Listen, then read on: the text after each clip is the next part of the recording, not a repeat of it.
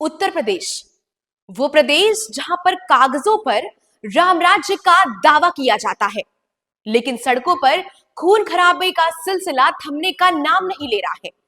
वाराणसी से लेकर मथुरा तक और फिर मुख्यमंत्री के अपने गढ़ गोरखपुर तक कानून व्यवस्था की जो धज्जियां उड़ी हैं, उसे देखकर आप भी पूछेंगे कि आखिर योगी राज में सुरक्षा कहां है।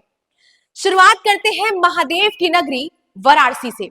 परसों यानी 20 मार्च को उदय प्रताप कॉलेज के अंदर जो हुआ उसने पूरे प्रदेश को दहला कर रख दिया है। बीए चौथे सेमेस्टर के छात्र सूर्य प्रताप सिंह की दिन दहाड़े हत्या कर दी जाती है। सहपाठी मंजीत चौहान ने एक के बाद एक 4 राउंड गोलियां दागी। शिक्षा का मंदिर खून से सन गया। छात्रों का गुस्सा ऐसा फूटा कि प्रिंसिपल की कुर्सियां तक नहीं बची। पिता का दर्द देखिए, उन्होंने अंतिम संस्कार से मना कर दिया और कहा कि जब तक एनकाउंटर नहीं किया जाएगा उन आरोपियों का, तब तक मैं शव को हाथ नहीं लगाऊंगा। सवाल ये नहीं है कि कॉलेज कैंपस में हथियार घुसा कैसे। क्या यूपी पुलिस सिर्फ चालान काटने के लिए है? वाराणसी की आग अभी ठंडी नहीं हुई थी कि कल यानी 21 मार्च को कान्हा की नगरी मथुरा सुलग उठी।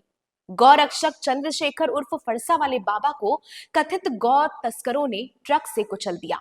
बाबा बाइक से पीछा कर रहे थे और तस्करों ने जानबूझकर टक्कर मारी। नतीजा, दिल्ली आगरा हाईवे 10 किलोमीटर तक जाम लगा रहा। पत्थरबाजी और आंसू गैस के गोले दागे गए।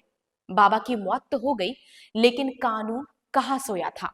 ईद के मौके पर मथुरा में तनाव देखा गया और पुलिस अब तक सिर्फ एक को गिरफ्तार कर पाई है। लेकिन दोस्तों, सबसे हैरान करने वाली बात तो ये निकलकर सामने आई है गोरखपुर से। वो शहर जिसे योगी का गढ़ कहा जाता है, सीएम सिटी कहा जाता है। मार्च की शुरुआत याद होगी आपको। बीआरडी मेडिकल कॉलेज का होनहार छात्र आकाश पांडे होली डिनर से लौट रहा था और एक तेज रफ्तार फॉर्च्यूनर ने उसे ऐसा कुचला कि उसकी बॉडी आधे घंटे तक ओवरब्रिज की रेलिंग पर लटकी रही। चलाने वाला कौन था?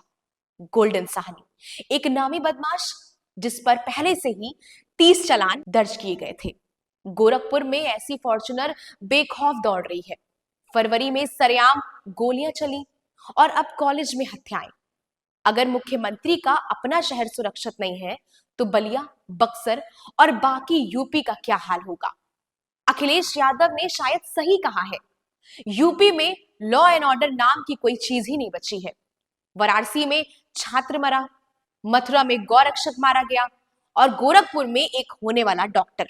सरकार की तरफ से सिर्फ एक रटा रटाया बयान आता है, सख्त कार्रवाई होगी, पर सवाल यह है कि कार्रवाई होने तक क्या जनता ऐसे ही मरती रहेगी? क्या यूपी पुलिस अब सिर्फ सत्ता के रसूखदारों के लिए बची है?